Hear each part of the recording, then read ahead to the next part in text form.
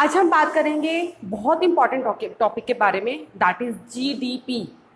It stands for gross, G से gross, D से domestic and P से product. National income का बहुत इंपॉर्टेंट पार्ट है जीडीपी, ठीक है। Gross domestic product and it represents the total monetary value of all final goods and services produced within a country during a period of time। अब देखो, इसका मतलब तो आपको पता चल गया कि ग्रोस डोमेस्टिक प्रोडक्ट इसकी फुल फॉर्म होती है। इट रेप्रेजेंट्स, ये क्या रिप्रेजेंट करता है?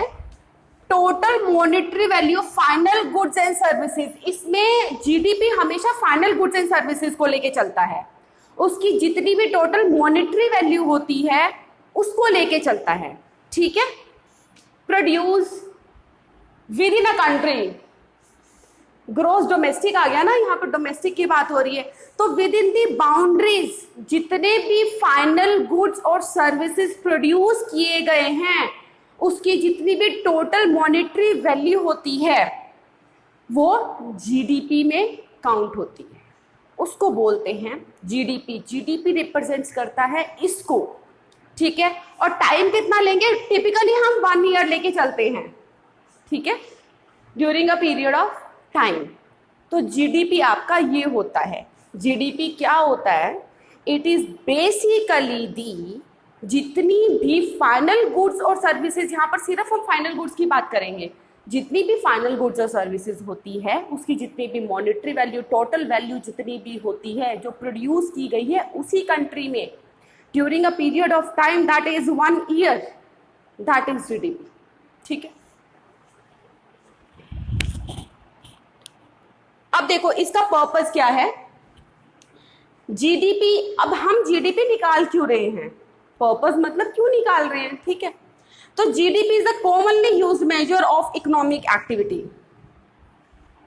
जितनी भी हमारी कंट्री में एक्टिविटी हो रही है ना, जितनी भी इकोनॉमिक एक्टिविटी होती है उसको पता करने के लिए हम जीडीपी निकालते हैं, ठीक है। अब देखो ग्रॉस का मतलब क्या होता है, हम लाइन वाइज पहले ग्रॉस का मतलब समझेंगे, फिर हम डोमेस्टिक का मतलब समझेंगे और फिर हम प्रोडक्ट का मतलब समझेंगे, उसके बाद हम कंटिन्यू करेंगे, ठीक है। सबसे पहली बात है ग्रॉस। ग्रॉस में हम किसी भी चीज को सेट ऑफ नहीं करते, नेट में हम सेट ऑफ करते हैं। जैसे ग्रॉस जब नेट निकालना होता है तब हम ग्रॉस में से डेप्रिसिएशन माइनस करते हैं तो हमारा नेट निकलता है, ठीक है। जब हम ग्रॉस जब निकालते हैं ना तो उसके यूज की, जितना भी वो चीज यूज हो चुकी उसको हम सेट ऑफ नहीं करते। अब देखो, gross indicates that products are counted regardless of their subsequent use. एक मशीनरी होती है ना, ठीक है, आप क्या करते हो अकाउंट्स में, मशीनरी की वैल्यू आ गई, उसके अंदर 10% डेप्रिसिएशन लगाया, चलो भाई वैल्यू, फिर उसके अंदर 10% डेप्रिसिएशन लगाया, ठीक है। मशीनरी थी 10 लाख रुपए की, ठीक है। आप जैसे जैसे वैल्यू को माइनस कर रहे हो, डेप्रिसिएशन माइनस कर रहे हो ना, 10 लाख में से फिर 9 लाख की रहेगी, फिर 8 लाख की रहेगी, फिर 7 लाख की रहेगी, आपने डेप्रिसिएशन माइनस करा है ना, वो जो 10 लाख रुपए है ना, जो प्लांट की वैल्यू थी 10 लाख रुपए की, वो ग्रॉस है, और जो आपका डेप्रिसिएशन की वैल्यू माइनस करके आएगी वो आपकी नेट होगी। समझ में आ गया ग्रॉस का मतलब? तो इट इंडिकेट्स दैट प्रोडक्ट्स जो काउंट किए जाते हैं रिगार्डलेस ऑफ द सब्सिक्वेंटली, हम प्रोडक्ट्स उसी प्रोडक्ट्स को काउंट करेंगे ग्रॉस में जिनमें से उनके यूज का माइनस नहीं हो रहा, ठीक है। अब ग्रॉस की अगर कॉन्ट्रास्ट में मैं बात करूं नेट की, NET, net, it does not account for products used to replace an asset in order to set off depreciation. Net only shows product used for consumption or investment. अब net में हम क्या करते हैं, जितना भी उस चीज का कंजम्पशन हो गया है, उस चीज की इन्वेस्टमेंट होती रही है, उसको ग्रॉस में से माइनस कर करके हमारा नेट निकलता है। सिंपल सी बात ये बताई हुई है, अभी आप सिर्फ ग्रॉस का मतलब समझो। सेकेंड है आपका डोमेस्टिक। डोमेस्टिक में क्या होता है? With in the boundaries. अगर मैं डोमेस्टिक की बात करती हूं ना तो हम विद इन दी बाउंड्रीज ही बात कर रहे हैं, ठीक है। It indicates within the countries border, country का जितना भी बॉर्डर है, goods and services counted are those produced within the country border regardless of the nationality of the produce. Domestic में हम नेशनैलिटी की बात नहीं कर रहे, यहाँ पर सिर्फ हम एक डोमेस्टिक की बात कर रहे हैं, मत अब विद इन दी बॉर्डर। यहाँ पर हम सिटीजनशिप की बात नहीं करते जब हम जीडीपी की बात करते हैं। ग्रॉस डोमेस्टिक आ गया ना, यहाँ पर नेशनैलिटी की तो बात ही नहीं हो रही है, हम सिर्फ और सिर्फ बॉर्डर की बात करेंगे कि विद इन दी बाउंड्रीज हमारे कितने final goods and services produce हो रहे हैं और उनकी कितनी वैल्यू है। ठीक है, हाँ, अगर मैं डोमेस्टिक की जगह नेशनल की बात करती हूं तब हमारा क्राइटेरिया किसके ऊपर बेस्ड होगा? सिटीजनशिप के ऊपर, आपकी नेशनैलिटी के ऊपर।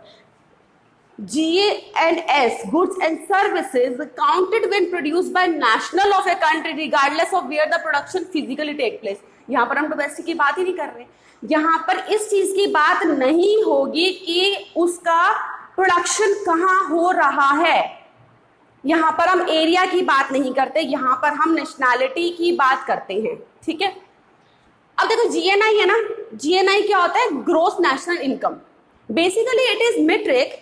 अब देखो ये GNI होता है ना, GNI सिमिलर होता है GNP से, gross national product, and what is this? Gross national income.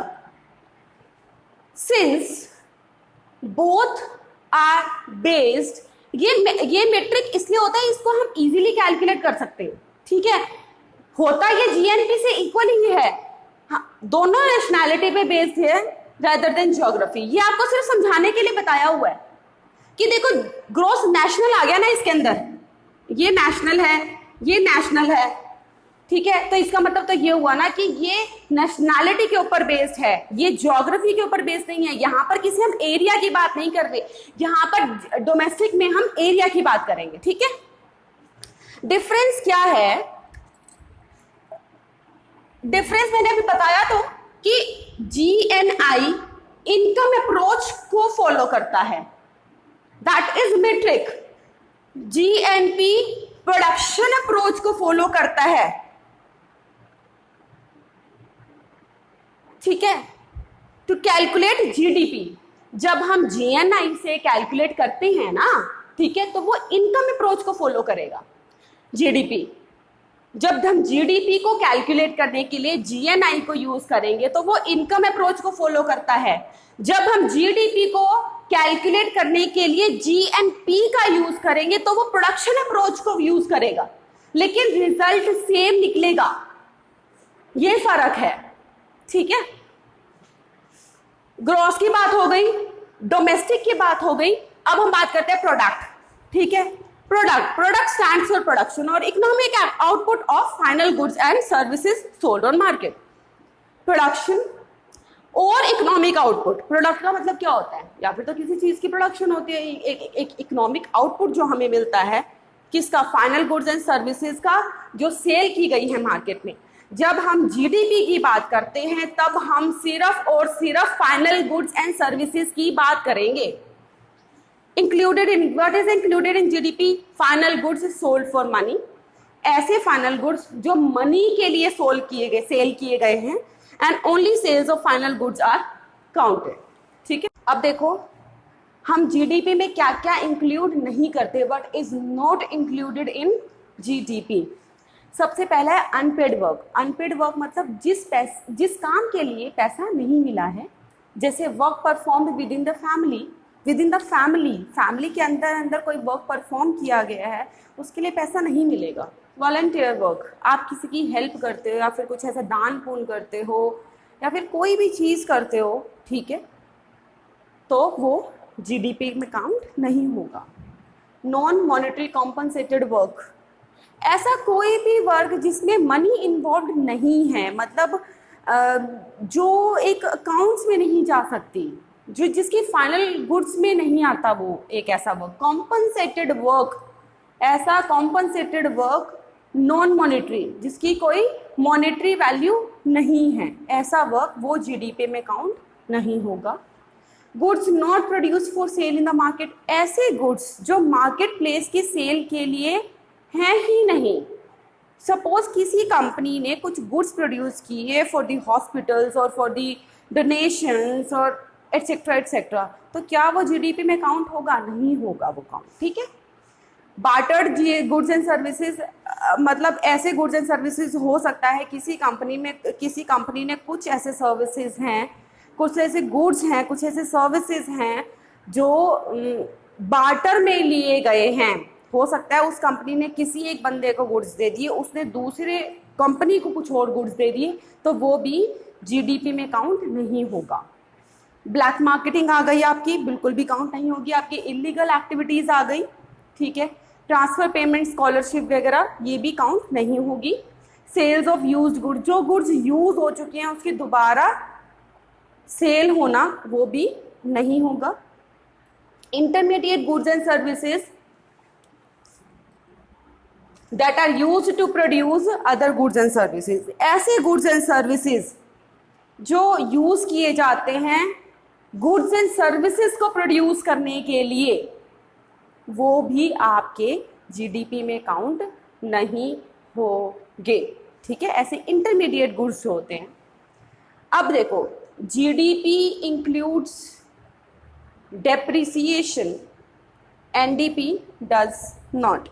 अब देखो, जीडीपी में डिप्रिसिएशन को माइनस करोगे तो आपका एनडीपी निकलेगा, ग्रोस डोमेस्टिक प्रोडक्ट और नेट डोमेस्टिक प्रोडक्ट, इसकी हम पहले बात कर चुके हैं।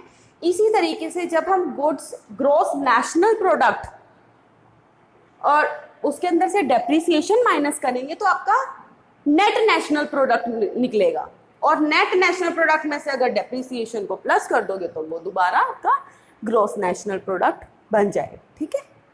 अब देखो, जीडीपी डिफर होता है from the national product. GDP differ from the gross national product. जो ग्रोस डोमेस्टिक प्रोडक्ट होता है वो ग्रोस नेशनल प्रोडक्ट से डिफरेंट होता है। क्यों? अब जीएनपी है, ये इंक्लूड करता है जितने भी गुड्स एंड सर्विसेज होते हैं ना, जो प्रोड्यूस की जाते हैं by the resources owned by that country's resident whether located in the country और एल्सवेयर। मैं आपको पहले बता चुकी हूँ डोमेस्टिक और नेशनल के बारे में कि देखो, ग्रोस डोमेस्टिक प्रोडक्ट में क्या होता है, उसको नेशनैलिटी से कोई मतलब नहीं है, उसको सिर्फ फाइनल गुड्स की सेल चाहिए। अब देखो, ग्रोस नेशनल प्रोडक्ट में क्या है कि जितने भी गुड्स एंड सर्विसेज प्रोड्यूस किए गए हैं कंट्री के by resources owned by that country's resident, यहाँ पर नेशनैलिटी की बात आ गई ना, यहाँ पर एक सिटीजनशिप की बात आ गई ना। ग्रोस नेशनल प्रोडक्ट में आप रिसोर्सेज को प्रोड्यूस तो कर रहे हो, ठीक है, लेकिन उसका सिटीजनशिप होना जरूरी है, उसका रेसिडेंट होना जरूरी है, तभी वो गुड्स ग्रोस नेशनल प्रोडक्ट में काउंट होगा, ठीक है। Whether located in the country और एल्सवेयर, उसको ज्योग्राफी से मतलब नहीं है, उसको एरिया से मतलब ही नहीं है, उसको डोमेस्टिक से मतलब नहीं है, ठीक है। तो इसलिए जीडीपी जो है वो ग्रोस नेशनल प्रोडक्ट से डिफरेंट होता है। अब देखो, जीडीपी में हम काउंट क्या करेंगे और जीडीपी में काउंट हम क्या नहीं करेंगे। जीडीपी में क्या, कंजम्पशन, ऑब्वियस ही बात है, किसी चीज की कंजम्पशन हो रही है, ठीक है, उसकी सेल हुई है तभी तो उसकी कंजम्पशन हो रही है ना, ठीक है, तो उसको काउंट करेंगे। बिजनेस इन्वेस्टमेंट, बिल्कुल, जो हमारी बिजनेस इन्वेस्टमेंट होगी, ठीक है, वो भी हम जीडीपी में काउंट करेंगे। Government spending on goods and services, जो गवर्नमेंट स्पेंड कर रही है गुड्स एंड सर्विसेज पे, वो भी काउंट होगा। और नेट एक्सपोर्ट्स, आप कोई चीज को बाहर भेज रहे हो, उसके बदले में आपको पैसा तो मिलेगा, आप सेल तो कर ही रहे हो ना, ठीक है। इंटरमीडिएट गुड्स आपके काउंट नहीं होगी, आपकी ट्रांसफर पेमेंट्स काउंट नहीं होगी। नॉन मार्केट एक्टिविटीज, जो मार्केट से रिलेटेड एक्टिविटीज ही नहीं है, मार्केट में गई ही नहीं है वो चीजें। यूज्ड गुड्स, जो पहले यूज हो चुके हैं। इलीगल गुड्स, जो आपके इलीगल गुड्स होते हैं, ठीक है, ड्रग्स वगैरह और ये सारी चीजें काउंट नहीं होगी।